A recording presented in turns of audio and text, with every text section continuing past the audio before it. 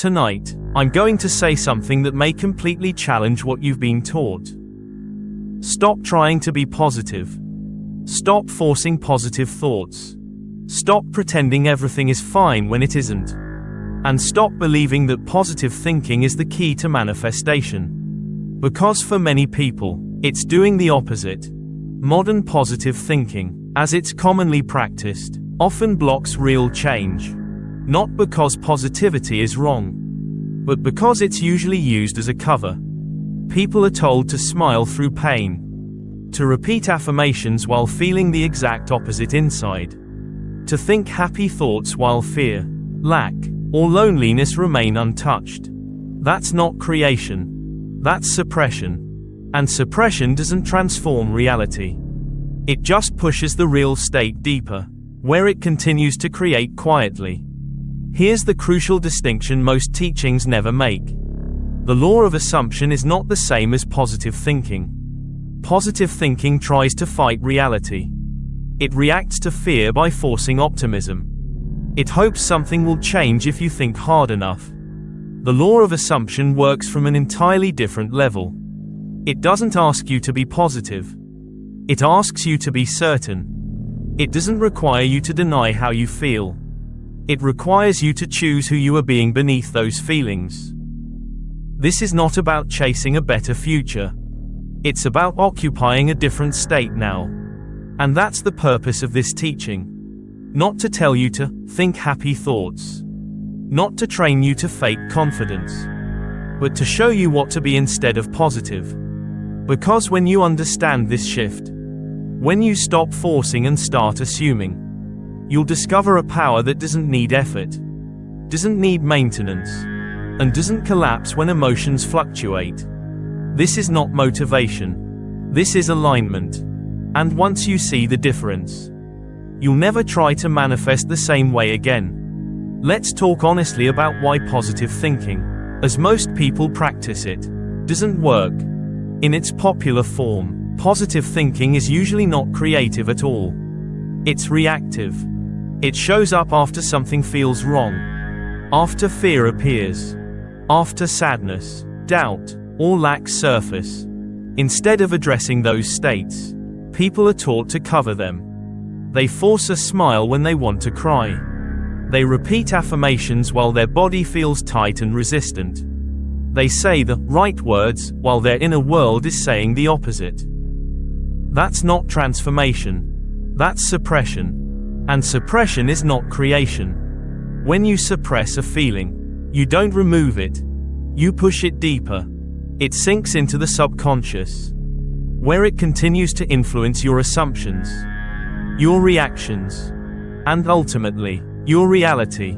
This is why positive thinking can feel exhausting. You're constantly monitoring your thoughts, policing your emotions, trying to stay upbeat while something inside you is asking to be seen. And here's the uncomfortable truth.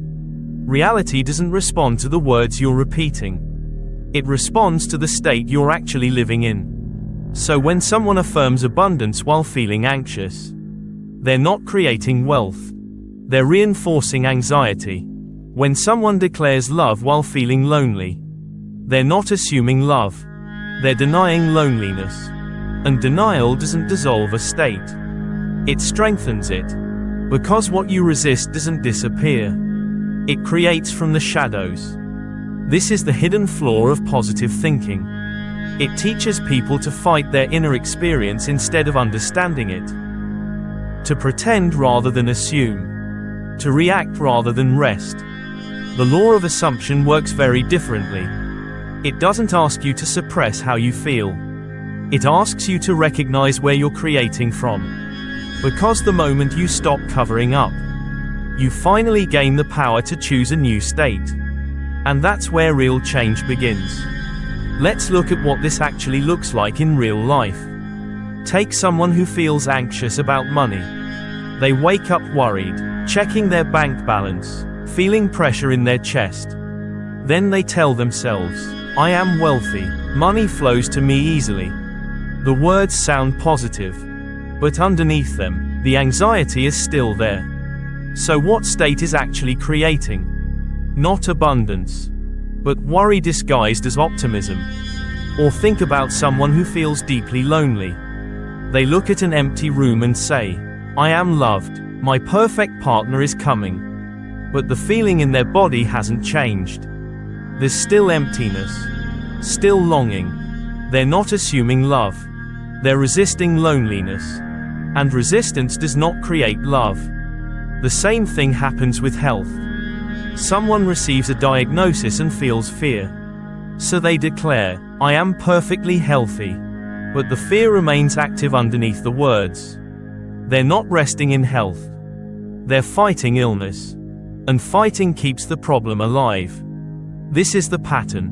Positive thinking often looks like affirmation on the surface and opposition underneath. Instead of assuming a new state, people are arguing with the current one. And that inner argument is what keeps things stuck. Here's the key principle. Creation does not come from resistance. You cannot create abundance while battling lack. You cannot create love while denying loneliness. You cannot create health while fighting fear.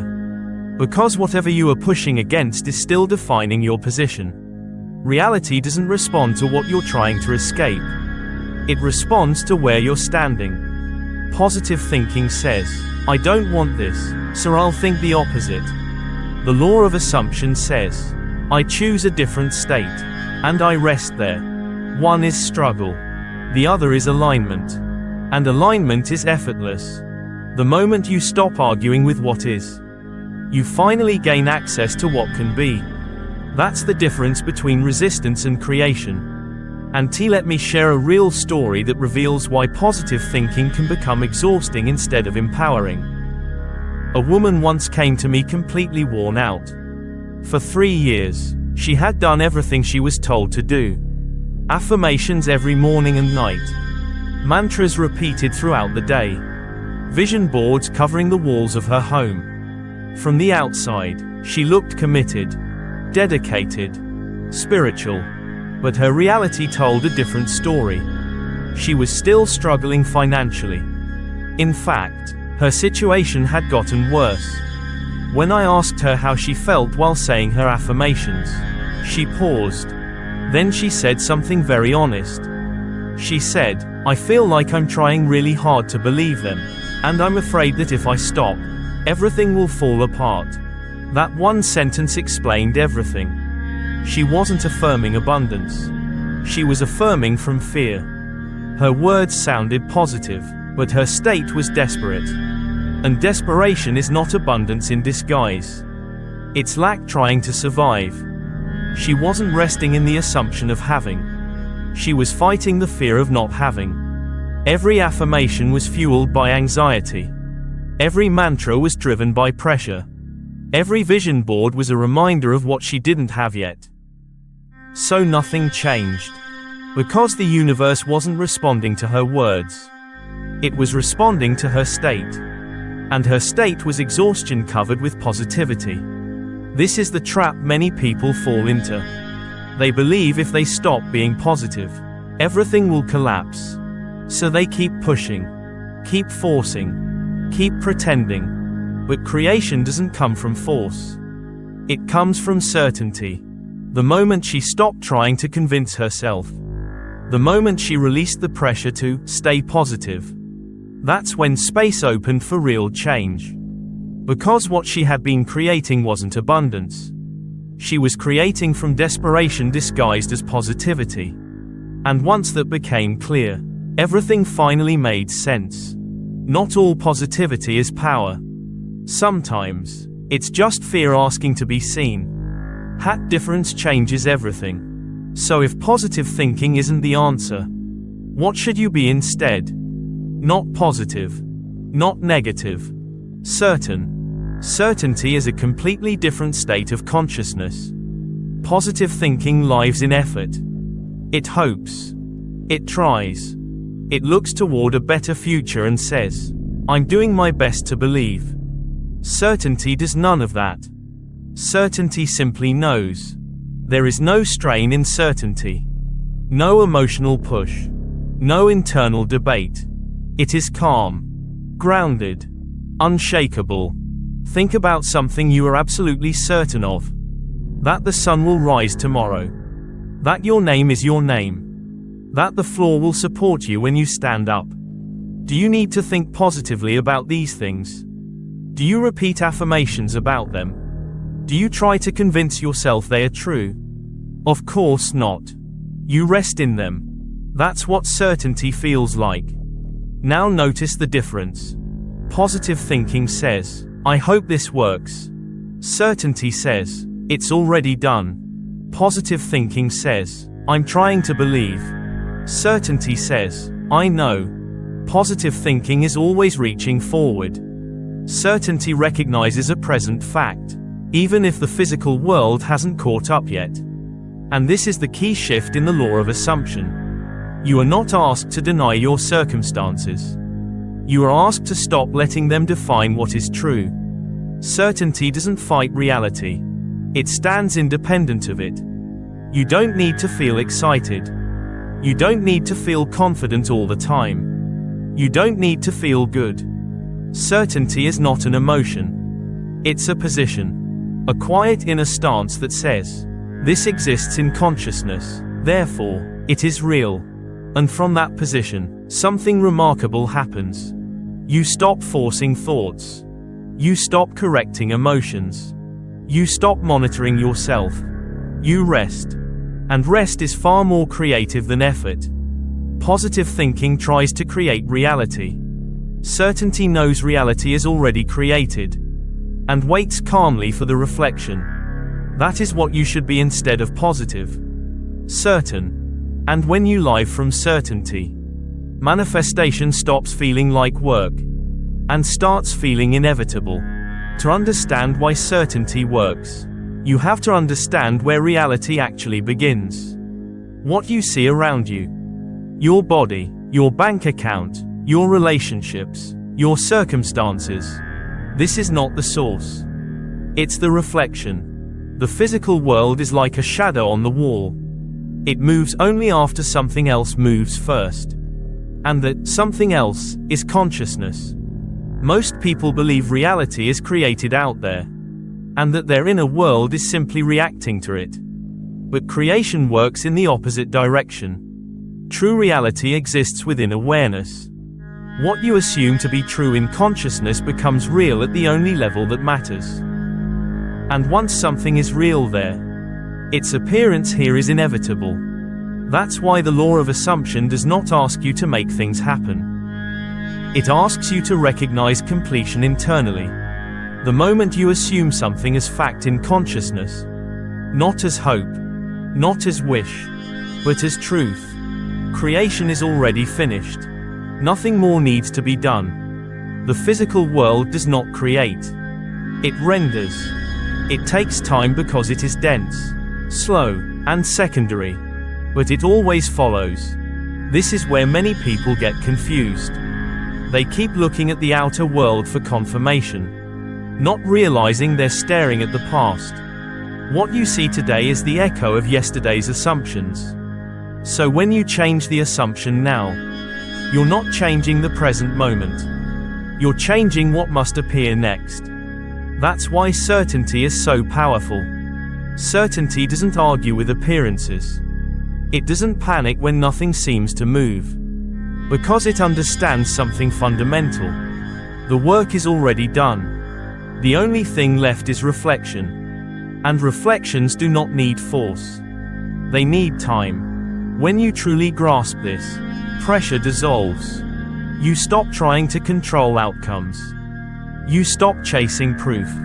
You rest. Not because you've given up, but because you know where reality is born.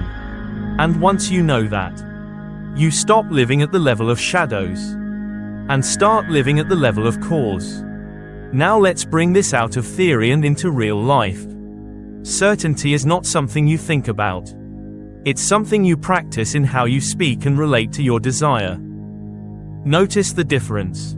Saying, money is coming to me, still places abundance in the future. It carries hope. And hope, no matter how positive it sounds, assumes waiting. Certainty speaks differently. It says, I am financially secure. Or, this is already established in consciousness. There's no excitement in these statements. No emotional charge. They're spoken the same way you would state a simple fact. Calmly, without effort, without needing proof. This tone matters more than the words themselves. Certainty is not loud.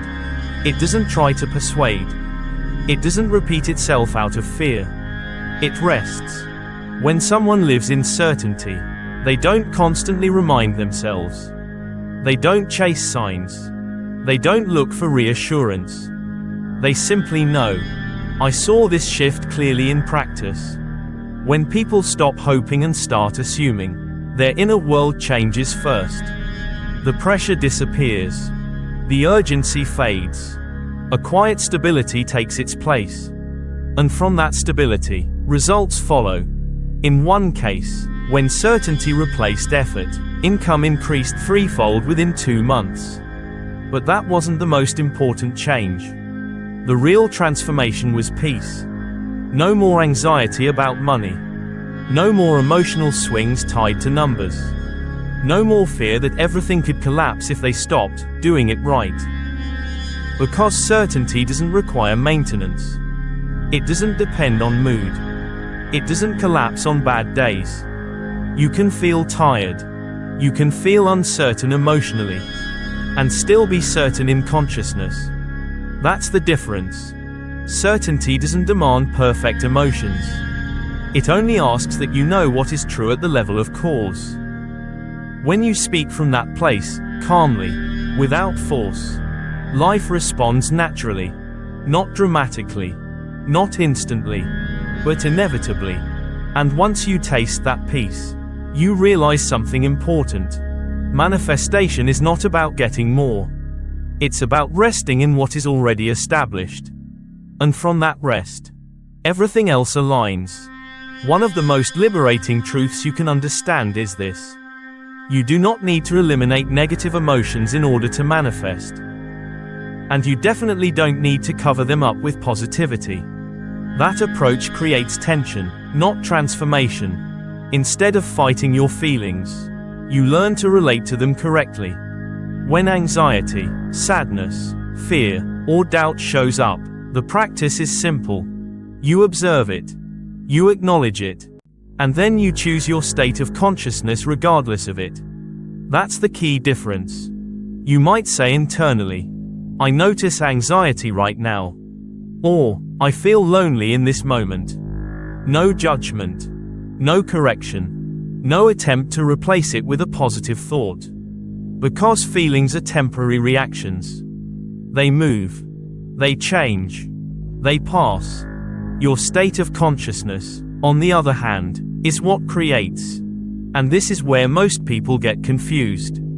They believe that if they feel bad, they must be creating something bad. That's not true. Certainty does not require you to feel good all the time. Certainty is not an emotion. It's a knowing. You can feel anxious and still be certain of abundance. You can feel lonely and still be certain of love.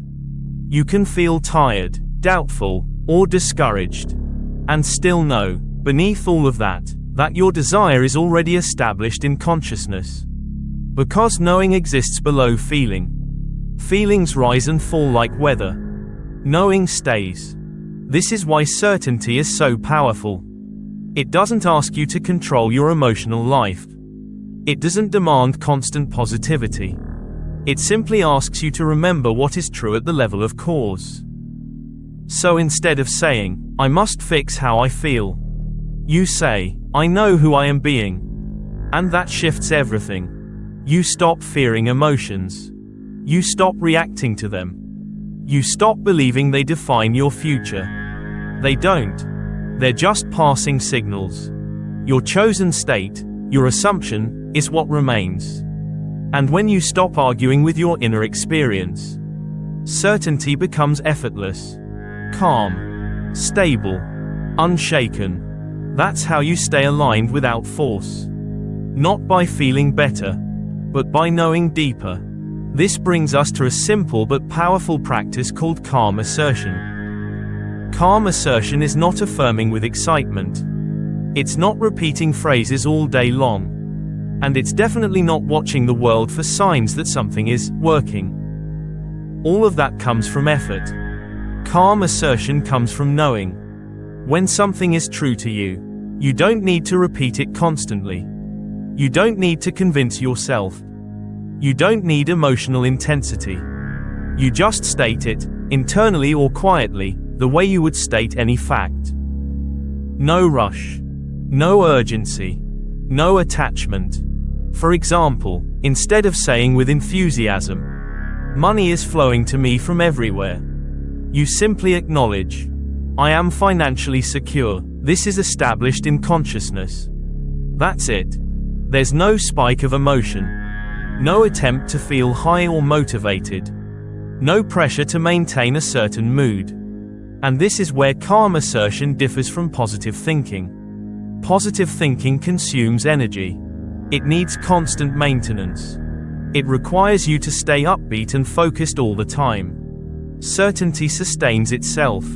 Once something is accepted as true in consciousness, you don't need to keep feeding it. You rest. Think about how you relate to things that are already part of your life. You don't wake up affirming that your name is your name. You don't repeatedly reassure yourself that your home exists. You simply live from them. That's the energy of calm assertion. It doesn't chase results. It doesn't seek confirmation. It assumes completion and lets reflection unfold. This is why manifestation feels lighter when certainty replaces effort. You stop checking. You stop forcing. You stop managing your thoughts all day. You make a simple declaration. And then you return to living. Calm assertion doesn't demand faith. It is faith, expressed without strain. And when you practice this way, something subtle shifts. Manifestation stops being a task. It becomes a natural consequence of who you are being. Not because you're trying harder, but because you're finally at rest. And rest is where creation completes itself. So let's bring this home with one clear message. Stop trying to be positive. Be certain instead. Positive thinking asks you to keep trying. To manage your thoughts. To stay upbeat even when life feels heavy. Certainty asks for none of that. Certainty does not require effort. It does not collapse when difficult emotions appear. And it does not depend on external circumstances. Certainty is quiet. It doesn't argue with what you see. It doesn't panic when things move slowly. It doesn't feel threatened by a bad day or a difficult moment. Because certainty knows something deeper. It knows that once something is accepted as true in consciousness, the creative work is already finished. Nothing more needs to be forced. The physical world is not the cause. It is the reflection. And reflections always arrive in their own time. That's why certainty feels stable. That's why it brings peace instead of pressure. Positive thinking tries to make reality change. Certainty knows reality has already been created, and simply allows the mirror to catch up. This is what it means to live from the end. Not hoping, not wishing, not struggling to believe, but assuming the position of someone for whom the desire is already settled. When you live this way, something profound shifts. You stop chasing outcomes. You stop measuring progress every day. You stop treating manifestation like a fragile process you could mess up. Instead, you rest. And from that rest, life reorganizes itself naturally. So the invitation is simple. Don't force optimism. Don't fight your emotions. Don't try to control reality. Assume your greatness. Assume completion. Stand in the calm knowing that what you desire already exists. And let time do what time always does. Because when you stop trying to create, and start knowing that creation is done, you move from being a seeker to being the source.